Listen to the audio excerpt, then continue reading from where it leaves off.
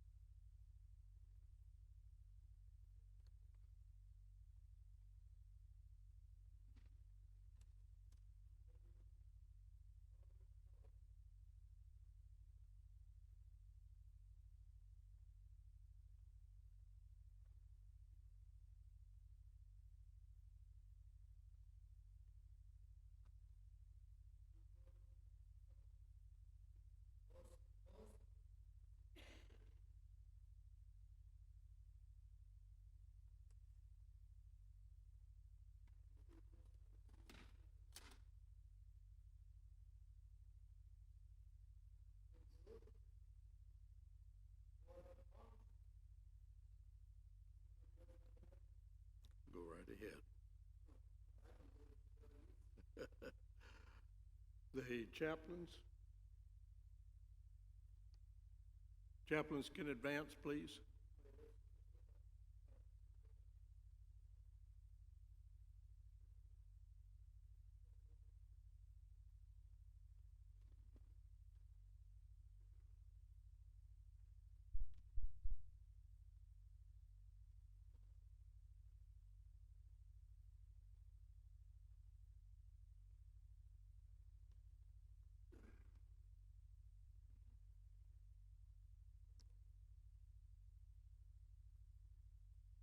Colors were posted by the Honor Guard from American Legion Post 186. The chaplains will be escorted by the Springstead Air Force Junior ROTC.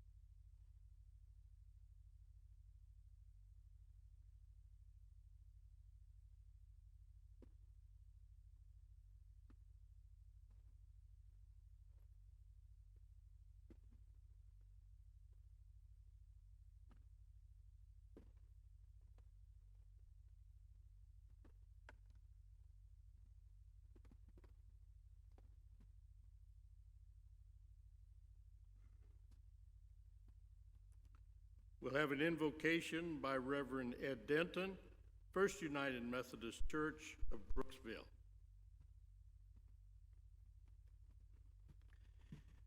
Let's pray. Lord, as we gather together to remember what it means to live a life of faith and what it means to live a life of faith in the midst of sacrament. So, Lord, I just ask for your blessing this morning as we gather together, that as we worship, we will experience you, that when we leave, we know we will have walked with you. And help us, Lord, to give thanks for those that have given their lives for this country, for each of us, in Jesus' name. And everyone said, Amen.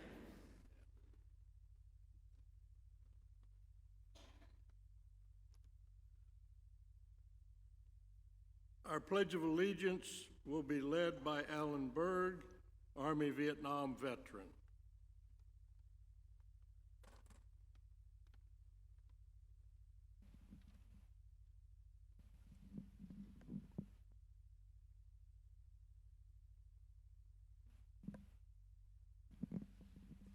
Ladies and gentlemen, welcome, and so gratifying as I looked at the room to see so many people saluting. And a lot of veterans don't know that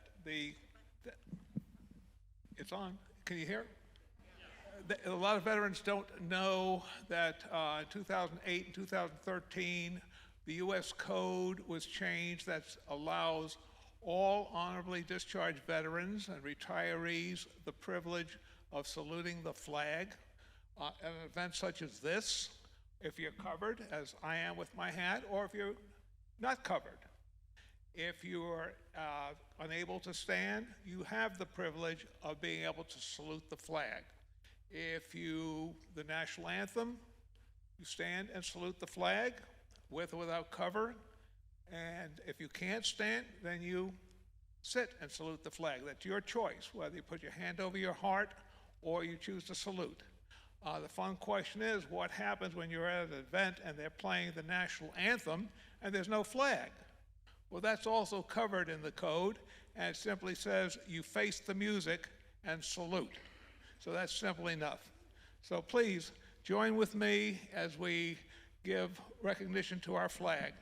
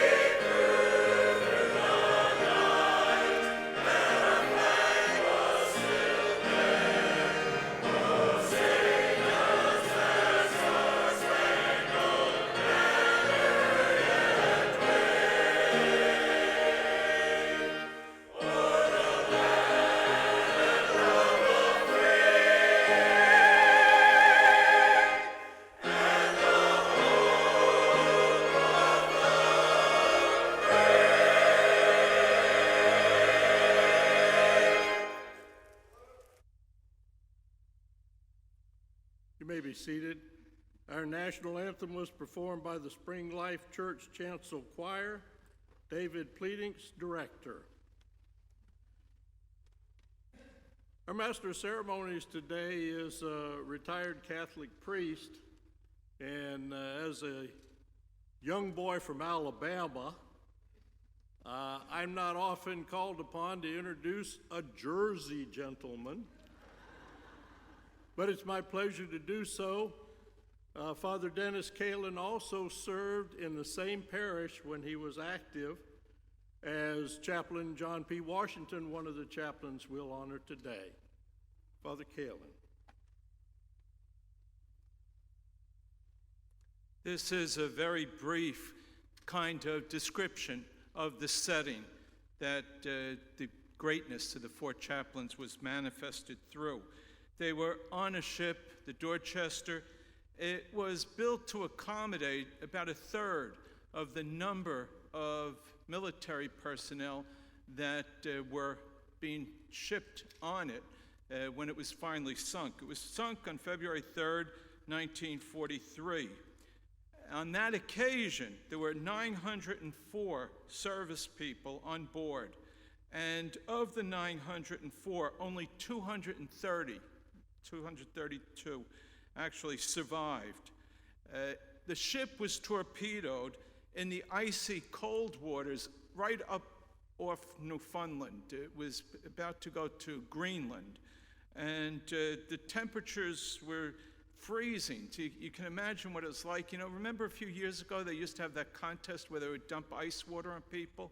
Well, in Florida, you might not know what it's like to be in ice water and to get out in ice cold air. In New Jersey, going ice skating, sometimes the ice cracked.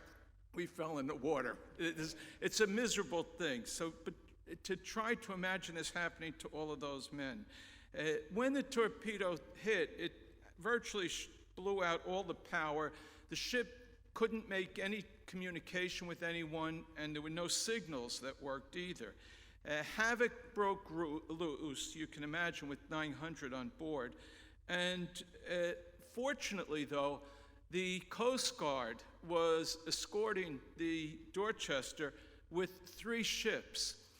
As a point of trivia, I think you could check it out. The kids would do it on the internet.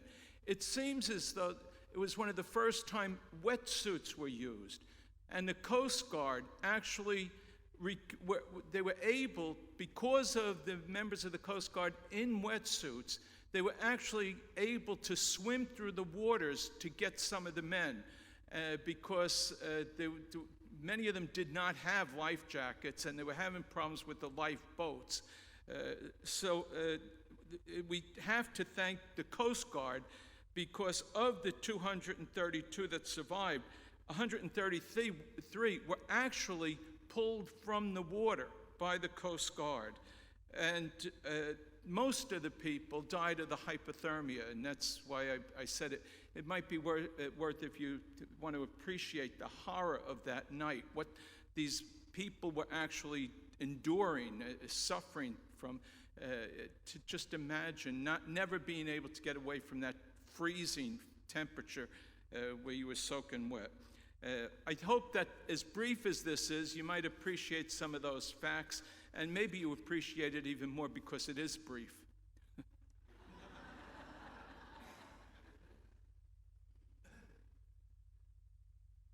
Thank you very much, Father Dennis. We'll have a brief reading of the biographies of the 4 chaplains who gave their last full measure. Representing Chaplain Alexander D. Good, Rabbi Paul Schreiber, Temple Beth David.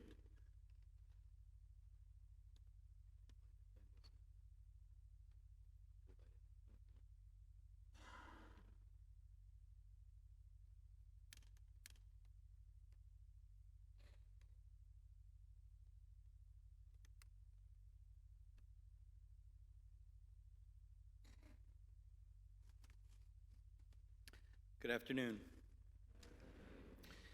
Chaplain Alexander D. Good.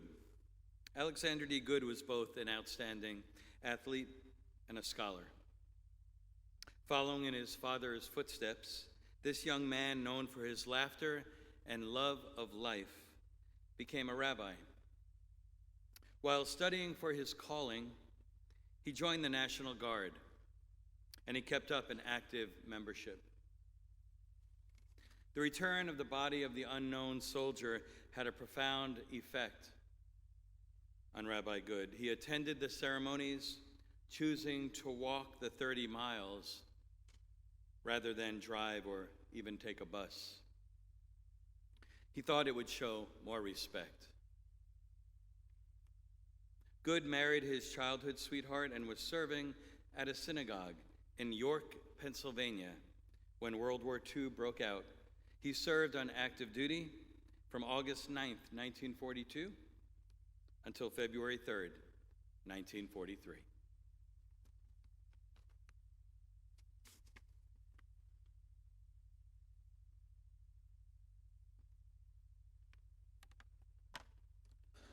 Representing Chaplain George L. Fox is Reverend Ed Denton, First United Methodist Church, Brooksville.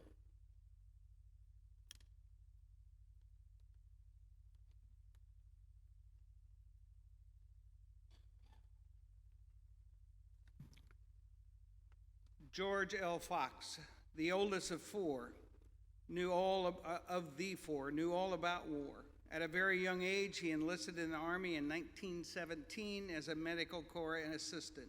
He won a Silver Star for rescuing a wounded soldier from a battlefield filled with poisonous gas, the Croix de Guerre for outstanding bravery in an artillery barrage, and the Purple Heart for wounds.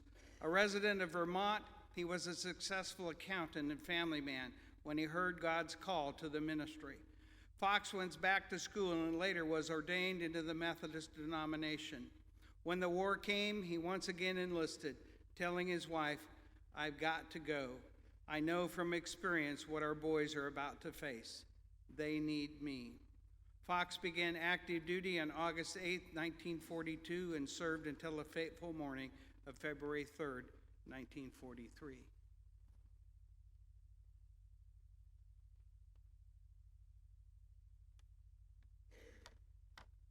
Representing Chaplain Clark V. Poling, Pastor David Brockhoff, Holy Trinity Lutheran Church, Mazarictown.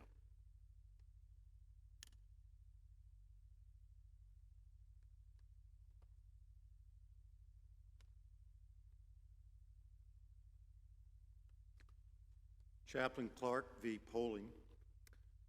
Clark V. Poling was the youngest of the four chaplains and the seventh generation in his family to be ordained in the Dutch Reformed Church. When war came, he was anxious to go, but not as a chaplain. "I'm not going to hide behind the church in some safe office out of the firing line," he told his father. The elder Poling replied, "Don't you know that chaplains have the highest mortality rate of all? As a chaplain, you'll have the best chance in the world to be killed. You just can't carry a gun to kill anyone yourself." So Clark Poling left his pastorate in Schenectady, New York, and enlisted as a chaplain. Just before he left for active duty, Clark asked his father to pray for him. "Not for my safe return, that wouldn't be fair. Just pray that I shall do my duty, never be a coward, and have the strength, courage, and understanding of men. Just pray that I shall be adequate." Poling began active duty on June 10, 1942, and served until February 3, 1943.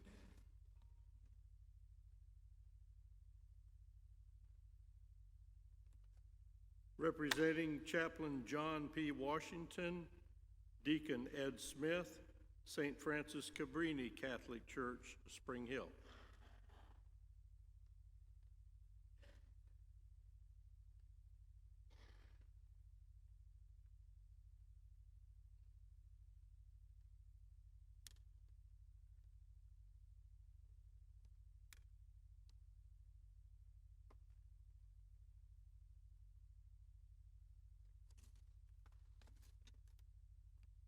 Chaplain John P. Washington. John B. Washington grew up poor, scrappy, and determined in the toughest section of Newark, New Jersey. One of 9 children born to an immigrant family, he was blessed with a sunny disposition, a beautiful singing voice, and a love for music. He also loved a good fight and was leader of the South 12th Street Gang when he was called to the priesthood. He played ball with the boys of the parish, organized sports teams, and when war came along, went with his boys into the Army. He began active duty on May 9, 1942. His wonderful voice, raised in song and prayer to comfort those around him, could be heard until his final moments on February 3, 1943.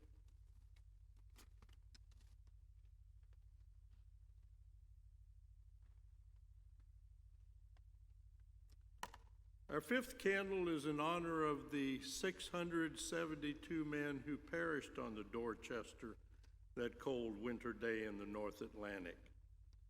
It will be lit by Bob Morgan, World War II veteran, U.S. Coast Guard, escorted by Stephen Brown, an Iraqi war veteran.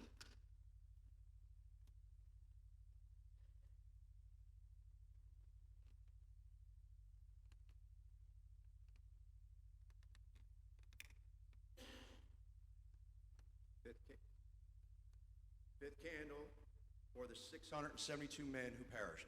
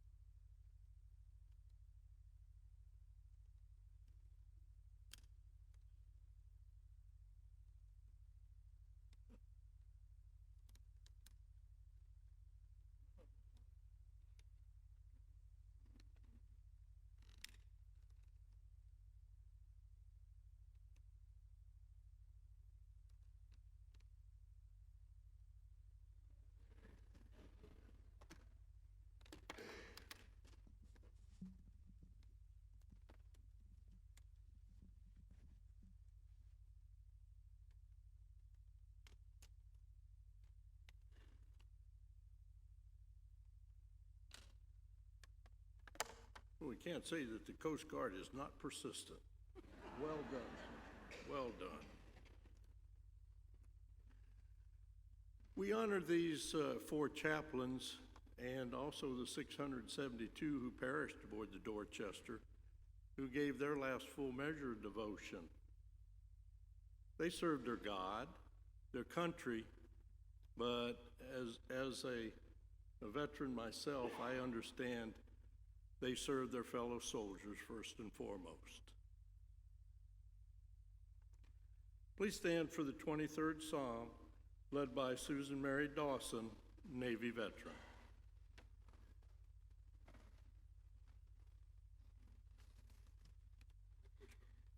The Lord is my shepherd, I shall not want. He maketh me to lie down in green pastures. He leadeth me beside the still waters. He restoreth my soul. He leadeth me in the paths of righteousness for his name's sake. Yea, though I walk through the valley of the shadow of death, I will fear no evil, for thou art with me. Thy rod and thy staff, they comfort me. Thou preparest the table before me in the presence of mine enemies. Thou anointest my head with oil. My cup runneth over.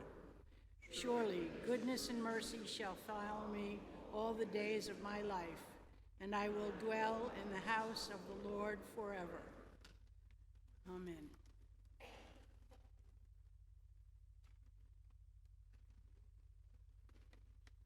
Prayer for peace in the world will be led by Rabbi Paul Schreiber, Temple Beth David.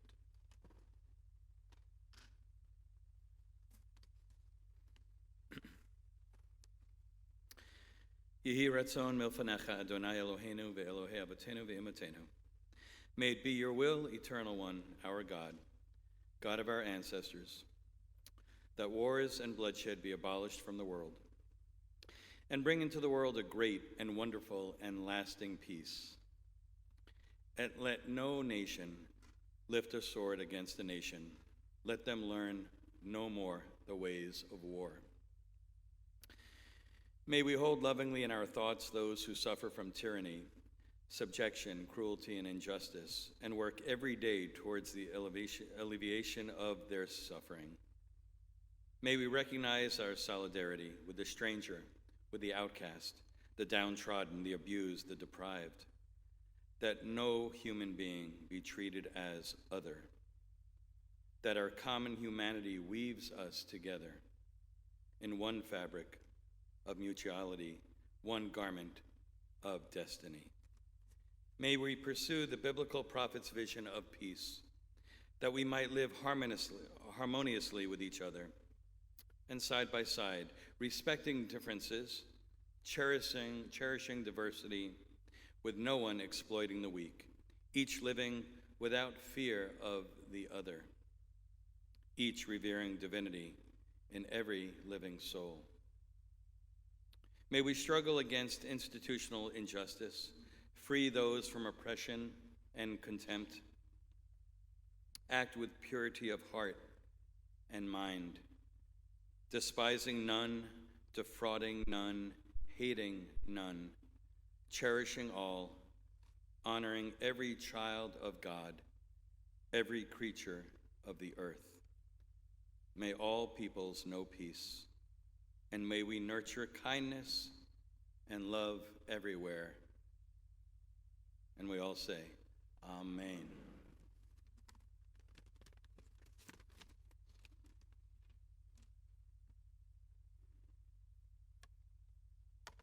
Now we'll hear from our wonderful congregation as we join together in singing God Bless America.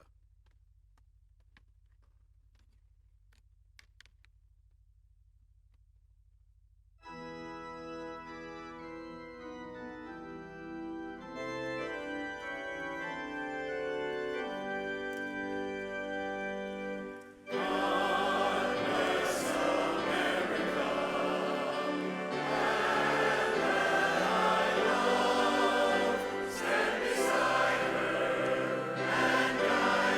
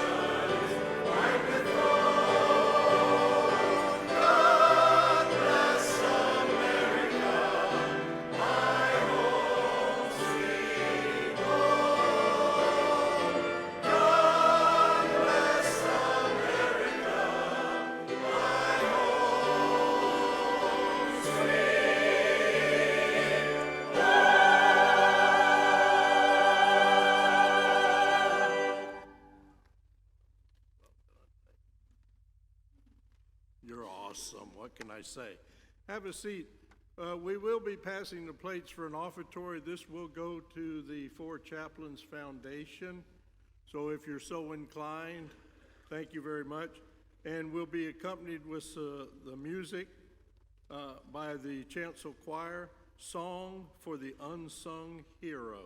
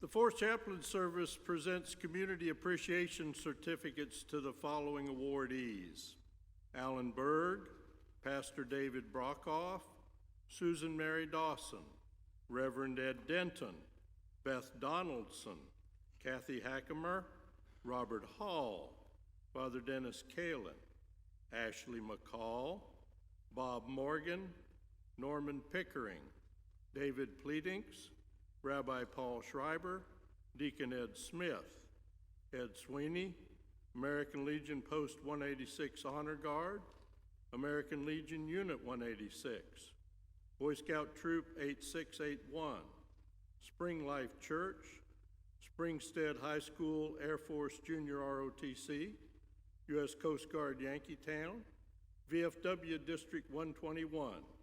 Your contributions to today's memoriam are much appreciated.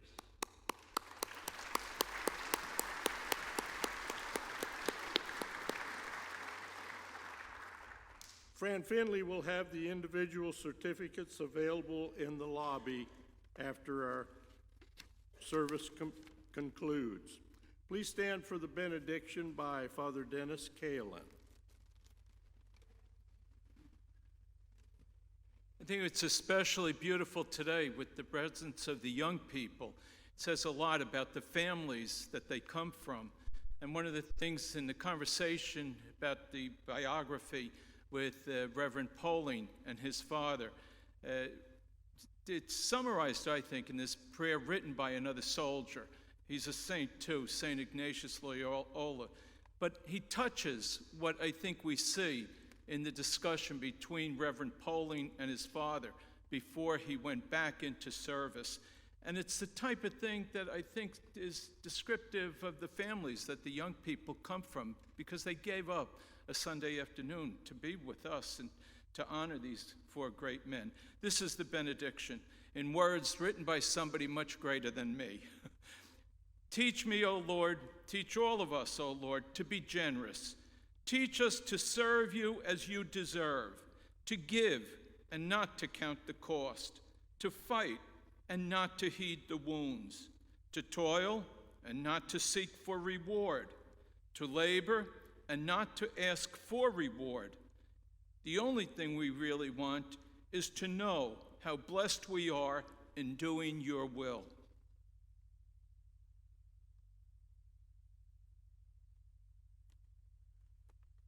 Taps in honor of those who've given their last full measure by Robert Hall, American Legion, Post 186.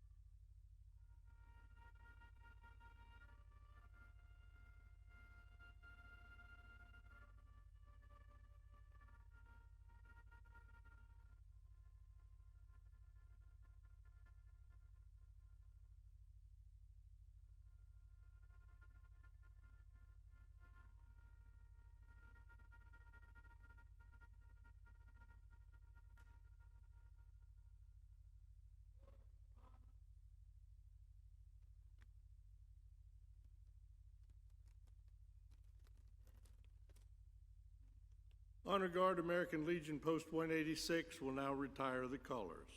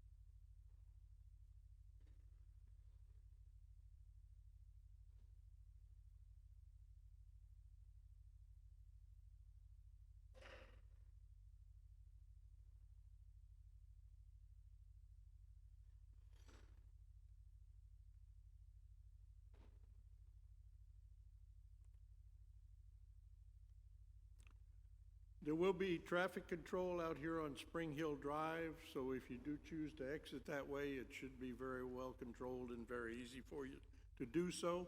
Otherwise, if you'd kindly join us for refreshments in the atrium where you came in. Thank you so much for attending today. God bless you all.